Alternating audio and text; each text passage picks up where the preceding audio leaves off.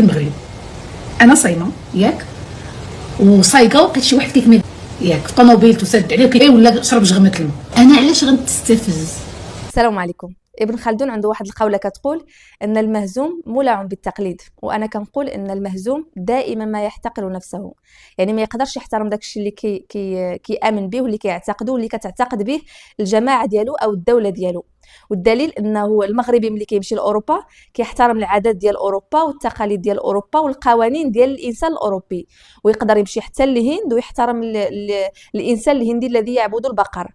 لكن ملي كيتعلق الامر بالبلد ديالو وهذاك الشعور بالانهزاميه كيخليه انه يحتقر داكشي اللي كيامن به البلد ديالو، او داك الانهزاميه كتخليكم تشوفوا الاخر دائما على صواب ودائما هو متحضر ومتقدم، وحنا كنجيو لكم متخلفين.